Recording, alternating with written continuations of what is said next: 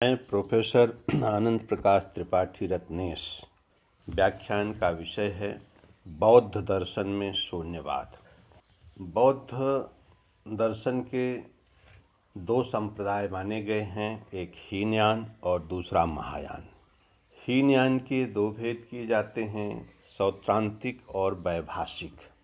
महायान के भी दो भेद किए जाते हैं, शून्यवाद और विज्ञानवाद। वैसे देखा जाए तो सत्ता की दृष्टि से तीन संप्रदाय बनते हैं। एक वो संप्रदाय जो किसी के अस्तित्व को स्वीकार नहीं करता, वो शून्यवाद है। जो आंतरिक अस्तित्व को स्वीकार करता है वो विज्ञानवाद है। जो अंतः बाह्य दोनों के अस्तित्व को स्वीकार करता है वो सर्वास्तिवादी है। और सर्वास्तिवादी में जो सभी अस्तित्व का ज्ञान प्रत्यक्ष से मानते हैं वो वैभाषिक कहलाते हैं, और जो सारे अस्तित्व का ज्ञान अनुमान से मानते हैं वो जो है सौत्रांतिक कहलाते हैं। इस तरह से ये चार संप्रदाय, और उनमें से जो पहला है शून्यवाद, इस पर विचार करते हैं। शून्यवाद के प्रवर्तक नागार्जुन को माना गया है। उनका ग्रंथ माध्यमिक कारिका इसका आधारभूत ग्रंथ है। और अश्वघोष भी शून्यवाद के समर्थक माने जाते हैं। आर्यदेव की चतुःशतिका भी शून्यवाद को समझने के लिए उपयोगी ग्रंथ है। शून्यवाद जैसा कि नाम से स्पष्ट है, शून्य, सब कुछ शून्य, तो इसका अर्थ लोग जो है जीरो लेकर के शून्यवाद को सर्ववैनाशिकवाद कहते हैं। लोग ये मानते हैं कि यहाँ सकल सत्ता का अभाव माना गया है, किसी के अस्तित्व को स्वीकार नहीं किया गया है। सर्वम शून्यम, शून्यम का मतलब कुछ भी नहीं है, सब कुछ असत है, तो इसलिए ये सर्ववैनाशिकवाद है। तो जो लोग शून्यवाद को नहीं समझ पाते वे शून्यवाद का जीरो अर्थ करके इसको सर्ववैनाशिकवाद कहते हैं, जबकि शून्यवाद सर्ववैनाशिकवाद नहीं है। शून्यवाद की व्याख्या की जाती है। बौद्ध दार्शनिक नागार्जुन कहते हैं कि न सत न असत, न सत्सत न च अपि उभयात्मिका, चतुष्कोटि विनिर्मुक्तम तत्वम माध्यमिका विदुः। यानी वो शून्य तत्व जिसे माध्यमिक कहते हैं वो क्या है, तो कह रहे हैं चतुष्कोटि विनिर्मुक्तम, जो चार कोटियों से विनिर्मुक्त है। अगर चार कोटियों से जिसको नहीं परिभाषित किया जा सकता, चार कोटियों से जिसे नहीं समझाया जा सकता, तो वो क्या कहा जाएगा, वो शून्य कहा जाएगा। तो ये चार कोटियाँ, एक तो कह रहे हैं कि सत की कोटि है, दूसरा असत की कोटि है, तीसरा सत असत की कोटि है, और चौथा न सत न असत। वो कह रहे हैं कि किसी भी अस्तित्व को अगर हम चार कोटियों पर परखते हैं तो चतुष्कोटि विनिर्मुक्तम, यानी वो चार कोटियों से रहित होने के कारण उसे शून्य कहा गया है। तो जब भी कोई अस्तित्व हम मानेंगे तो हम उसको चार कोटियों में व्याख्या करते हैं। अगर चार कोटियों में किसी की व्याख्या नहीं हो रही है तो उसे क्या कहेंगे, ये शून्य है। जैसे सपोज कीजिए कि घड़ा, अब घड़े को कह रहे हैं कि क्या कहें, इसे सत कहें, तो ये सत नहीं है। क्यों नहीं है, क्योंकि ये जब फूटता है तो समाप्त होता है, इसलिए ये सत नहीं है। तो क्या ये असत है, कह रहे हैं ये असत भी नहीं है, बंध्यापुत्र की तरह, ये तो दिखाई पड़ रहा है, इसका ज्ञान हो रहा है, इसलिए ये असत भी नहीं है। तो क्या ये सत असत है, तो कह रहे हैं कि दो विरोधी चीज़ें एक साथ रह नहीं सकती, इसलिए तीसरी कोटि भी नहीं है। तो क्या ये न सत न असत है, कह रहे हैं चौथी कोई कोटि ही नहीं होती है, इसलिए इसके द्वारा भी नहीं जाना जा सकता। तो इसलिए जो चार कोटियाँ चतुष्कोटि विनिर्मुक्तम, चार कोटियों के द्वारा जिसको नहीं जाना जा रहा है वो एक तरह से शून्य है। तो शून्यता का मतलब जो सर्वम शून्यम शून्यम या जीरो करते हैं या सकल सत्ता का निषेध करते हैं, यहाँ जो है वो अर्थ नहीं है। इसलिए शून्यवाद सर्ववैनाशिकवाद नहीं है।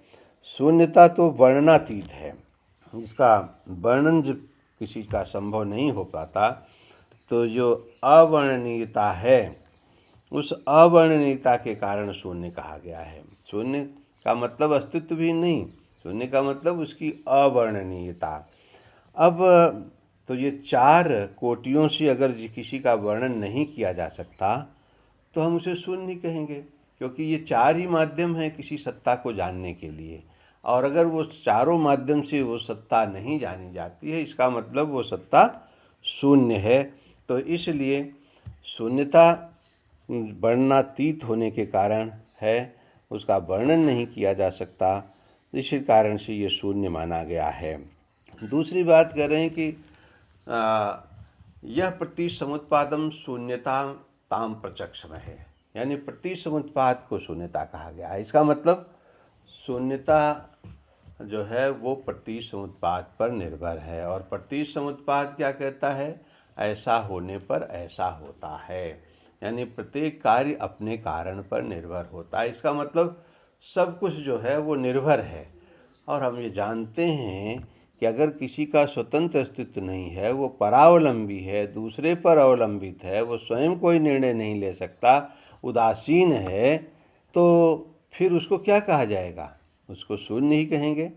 जैसे व्यावहारिक जीवन में अगर कोई व्यक्ति कोई स्वतंत्र निर्णय नहीं ले पाता, वो दूसरों पर बिल्कुल निर्भर होता है, तो लोग यही कहते हैं कि ये तो शून्य जैसा है, क्योंकि ये अपना तो कोई निर्णय ले ही नहीं सकता, इसलिए इससे पूछने की भी ज़रूरत नहीं है। तो एक तरह से कि जो वस्तु की परावलंबिता है, यानी वस्तु जो दूसरे पर निर्भर करती है, और दूसरे पर निर्भर करना ये प्रतिसमुत्पाद के द्वारा सिद्ध होता है। प्रतिसमुत्पाद ये मानता है कि हर कार्य अपने कारण पर निर्भर करता है। तो ये जो परावलंबिता है, ये परावलंबिता ही शून्यता है। तो परावलंबिता शून्यता है, और ये शून्यवाद को सापेक्षवाद भी कहा गया है। यानी सापेक्षवाद, हर चीज़ अपेक्षा से होती है, कोई निरपेक्ष नहीं है। तो जब वह हर चीज़ अपेक्षा से है, यानी दूसरों पर निर्भर है, उसकी अपेक्षा से है, तो इसका मतलब अपना उसका कोई स्वतंत्र अस्तित्व नहीं है। तो वस्तु की जो सापेक्षता है ये शून्यवाद को सिद्ध करता है, यानी शून्यवाद सापेक्षवाद है। शून्यवाद मध्यम मार्ग है। जब किसी को हम ये कहते हैं कि न यह है न यह है, तो ये बीच का है, ये न यह है न यह है, ये बीच का है। तो यह एक तरह से प्रतिपत्सैव मध्यमा, यानी जो प्रतिसमुत्पाद मध्यम मार्ग है, तो प्रतिसमुत्पाद पर चूंकि शून्यवाद आधारित है, इसलिए शून्यवाद भी मध्यम मार्ग है। तो मध्यम मार्ग होने के कारण जब हम इसे न यह है न यह है, अर्थात शून्य है ऐसा भी कह सकते हैं, मध्यम मार्ग के कारण भी कह सकते हैं। अब यानी एक तरह से ये कहा जाए कि शून्यवाद का मतलब जो है वो सत्ता का अभाव नहीं है, बल्कि सत्ता के वर्णन का अभाव है। लोग यही भूल करते हैं जब शून्यवाद को सत्ता के अभाव से जोड़ते हैं। तो शून्यवाद सत्ता का खंडन नहीं करता है, बल्कि सत्ता के वर्णन का खंडन करता है। सत्ता की जो अवर्णनीयता है ये शून्यता है, यानी सत्ता का न होना शून्यता नहीं, बल्कि सत्ता की अवर्णनीयता शून्यता है। और यूँ तो हम तो कह सकते हैं कि जो माध्यमिक लोग हैं, यानी शून्यवादी, जिन्हें माध्यमिक भी कहा गया है, तो ये दो प्रकार की सत्ता को मानते हैं।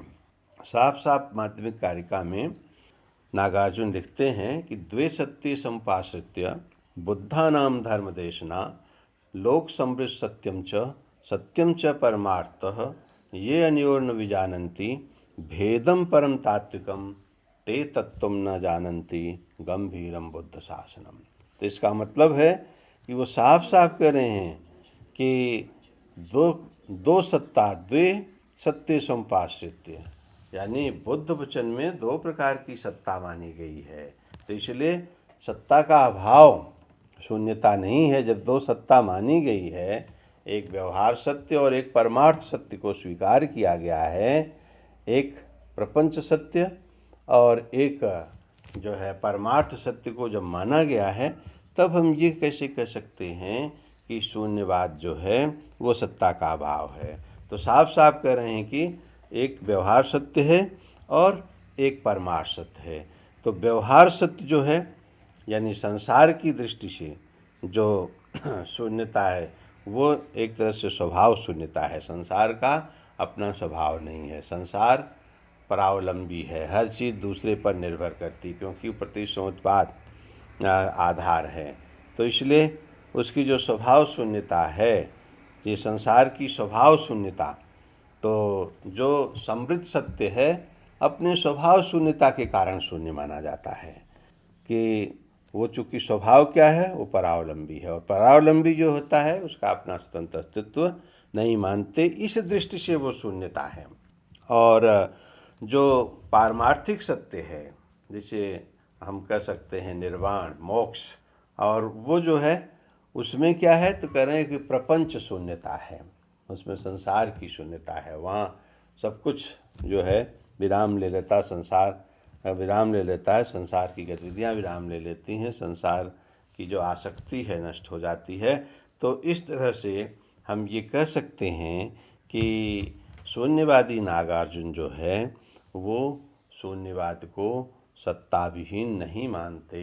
जो अन्य भारतीय दार्शनिक इसे सत्ता विहीन मान करके इसकी आलोचना करते हैं कि शून्यवाद सर्ववैनाशिकवाद है, इसलिए ठीक नहीं है, जबकि शून्यवादी साफ साफ कहते हैं कि शून्यवाद का मतलब सत्ता के अस्तित्व का अभाव नहीं, बल्कि सत्ता की अवर्णनीयता है, जो चार कोटियों के द्वारा जिसका वर्णन नहीं किया जा सकता। इसलिए ये जो है शून्यवाद है। और तो शून्य का किसी भी रूप में जीरो अर्थ नहीं लिया जा सकता। जो शून्य का अर्थ जीरो लेते हैं वो गलती करते हैं, जबकि बौद्ध दार्शनिक दो प्रकार की सत्ता को स्वीकार करते हुए वो संसार की शून्यता स्वभाव शून्यता मानते हैं, परमार्थ सत्य की शून्यता प्रपंच शून्यता मानते हैं। इस तरह से हम कह सकते हैं कि शून्यवाद जो है चतुष्कोटि विनिर्मुक्त के माध्यम से एक सार्थक सिद्धांत है, और उसका अर्थ किसी भी रूप में सर्वशून्य या वैनाशिकवाद से नहीं लिया जाना चाहिए। धन्यवाद।